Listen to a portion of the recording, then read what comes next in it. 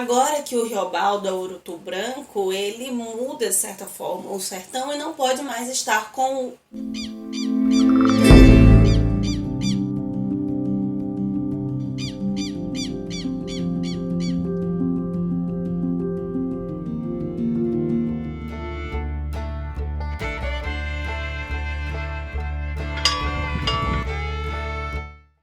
O que temos para hoje, Sanches e Dulcineias? Eu sou a Larissa Bertolino, você está no canal Uma Garota Quixotesca, onde nós tratamos da literatura de acordo com alguns critérios, com alguns pontos que o Quixote nos dá.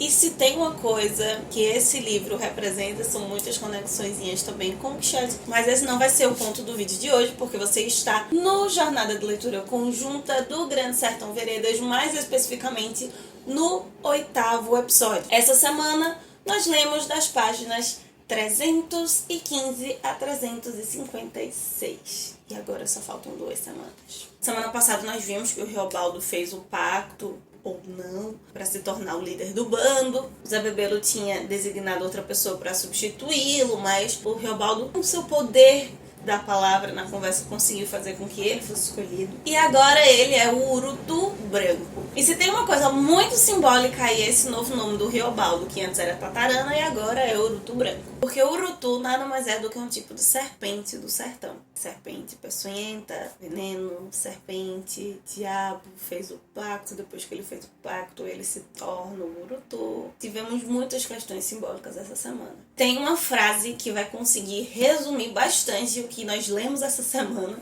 Tá lá na página 326. Uma frase dita pelo seu Ornelas, que é um novo personagem que apareceu também essa semana. O sertão é bom.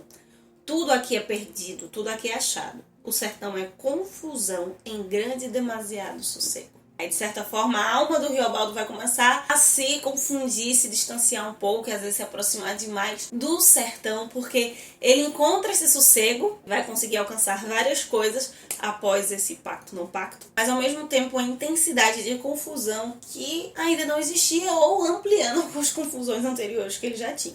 Ao mesmo tempo que o Riobaldo ele está mais confuso, ele também está mais assertivo. Um dos especialistas que eu estudei no ano passado, numa matéria sobre o Grande Sertão, inclusive vai estar sugerido nas páginas finais na edição da Companhia das Letras, é o Ettore Finazzi-Agro, um especialista italiano. Ele foi professor de literaturas latinas, entre elas brasileiras, tanto na Universidade de Roma quanto de Bolonha. Nos seus livros que é sugerido aqui, ele vai mostrar como o lugar é do tamanho do mundo. O sertão, nesse pedaço aqui, é um pequeno recorte, uma pequena demonstração. Da mesma forma que o Euclides da Cunha ele tenta fazer um estudo determinista científico sobre o sertão, a releitura que o Guimarães Rosa apresenta não é tão científica, determinista, mas ele acaba pegando nesse sertão universalizante o sertão como uma amostra do que é de fato o mundo, todas as grandes confusões, todas as grandes questões, especificidades que fazem do mundo ser mundo são incluídas ali no sertão. Só que uma das coisas que permite com que o sertão seja esta perfeição de análise é devido à sua dimensão. Quanto mais amplo, quanto maior o espaço, né? O sertão é um grande vazio, como ele vai dizer várias vezes, maior a confusão. E é isso que está acontecendo com o Riobaldo. Quanto mais ele vai galgando espaço, poder, influência na vida, dentro da jagunçagem, maior são as suas confusões, os seus demônios internos. Na página 354 ele vai dizer, né, que ele não é nem do demo, nem de Deus. Antes ele era aquele homem que vivia em igreja e depois ele faz esse pacto, ele não sabe se ele fez. Nas questões mais triviais, nem nas suas crenças, nem naquilo que ele se percebe enquanto indivíduo, enquanto pessoa, nem nisso mais ele consegue se identificar. É tanto que o Riobaldo, não sei se vocês perceberam, mas quando ele se torna líder do bando, ele não impõe uma identidade pro bando. Ele não diz agora que o bando são os Riobaldos, né, os jagunços. Como antes você tinha os Zé Bebelos. Ele não se identifica nessa subjetividade, nessa identidade, não passa esse reconhecimento de identidade pros seus jagunços também. Porque ele não pode passar algo que ele não tem. Ele é confuso, ele não pode passar uma individualidade se ele é uma mistura de várias coisas angustiantes, ao mesmo tempo em que ele sim está mais assertivo. Esse é o contraditório barroco, digamos assim, assim, dentro do Grande Sertão, porque essa confusão, essa identidade, elas vão caminhando juntas. Ele permite a dança agora, ele manda o recado pra Otacília, mas não quer que o pai saiba das suas conquistas. Começa a não escutar mais o Diadorim, o que é uma coisa preocupante nesse momento. Como eu já falei na outra semana, está escalonando, né? Está se ampliando essas mudanças muito significativas no que é o ser Riobaldo. Um detalhe até pode passar desapercebido, ele vai contando ali os dias, ele diz que há tantos dias atrás foi o dia de São João e daqui a um dia é o dia de São Pedro, e é quando eles estão se preparando para ir pro Liso do Sussuarão, na caçada atrás do Hermógenes, né, do Ricardão. Mesmo que muito rápido, muito desapercebido, mas é muito bonito como o Guimarães apresenta isso, porque São Pedro, dentro da tradição católica, é o santo que abre as portas do céu. E o Riobaldo, como esse homem que vivia em igreja, de certa forma, essa ideia de fazê-lo próximo ou no dia de São Pedro é como se o santo estivesse abrindo as portas, as oportunidades para eles alcançarem o seu objetivo. Até outra relação com o evangelho, com o catolicismo, é quando aparece a grávida. Ainda que o Riobaldo ele esteja muito assertivo, essa delicadeza, essa subjetividade diferente que ele tem dos jagunços tá ali presente, né? Ele cuida da mulher grávida, ele supre todas as necessidades dela. É uma cena quase como uma anunciação pela mulher significar Maria, mas como se o próprio Riobaldo estivesse personificando o anjo Gabriel, né? Ele diz que não vai faltar nada, ele diz que aquela criança precisa ser uma criança diferente, ele diz o nome que ela deve dar ao filho quando o filho nascer, que é Riobaldo, o próprio nome dele, trazendo um poder da palavra muito mais forte. Não é simplesmente a sua visão sobre a relação ou o poder da influência ali, mas de até guiar o futuro de outrem. E nessa relação com o outro tem uma frase muito interessante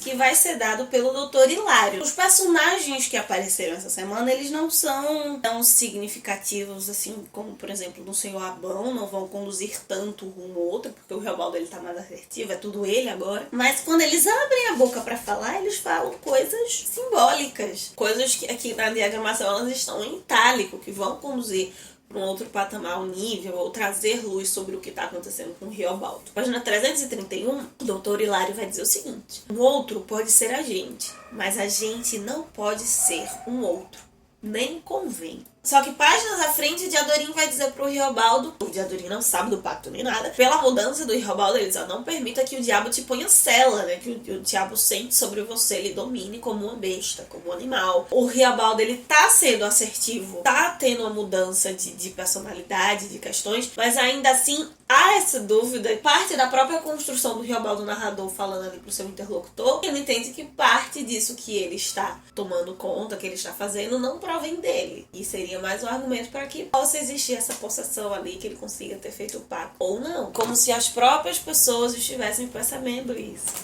Algo que ele quer esconder, mas o Diadorim ali, como parte da sua consciência, da sua alma, percebe que essas atitudes são um pouco demoníacas. Como se ao longo dos episódios dessa semana fosse acontecendo uma pequena possessão cada vez. Só que lá atrás, logo nos primeiros episódios lá atrás, o Riobaldo, uma das formas como ele chama o diabo é o homem. Diz que quando o homem tensiona, ele se perde e o diabo toma conta ali. Por outro lado, também é um questionamento sobre essa existência ou não do demônio, como se o demônio fosse simplesmente uma forma subjetiva ou metafísica que nós representamos as nossas próprias ações ou pensamentos negativos. Cada vez mais vai ficar forte essa ideia do duplo. A própria palavra diabo, né, na sua etimologia, traz essa perspectiva da dualidade, só que Diadorim também. Diadorim é uma palavra que remete a, né, lá atrás de Joaquim, tal, de bênção, de presente divino, como a gente já falou, mas na sua etimologia o dia ali também traz essa ideia do duplo como um personagem que potencializa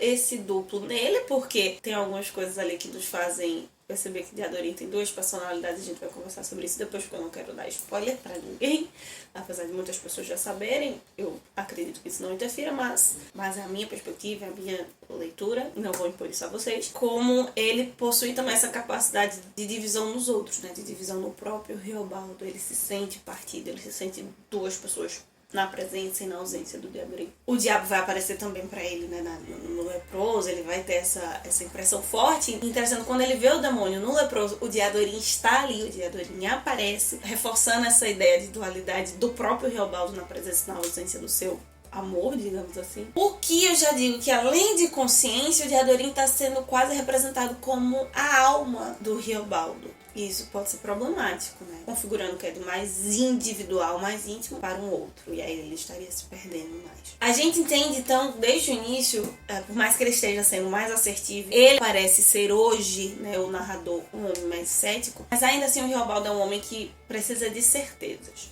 E se tem uma coisa que o Guimarães Rosa já falou aqui mais de uma vez, tanto direta quanto de forma figurada, é que o demônio é a representação da incerteza. O próprio sertão é essa grande certeza da vida. E talvez essa seja a travessia do Riobaldo, né? Caminhar entre a certeza e a incerteza e chegar a um lugar onde isso possa ser equilibrado.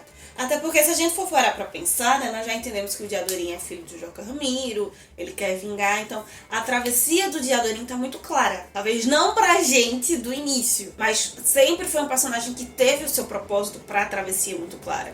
E o Riobaldo não, ele tá sempre ali titubeando, ele acaba, digamos, tomando parte do propósito da travessia do Diadorim, né, comprando pra si.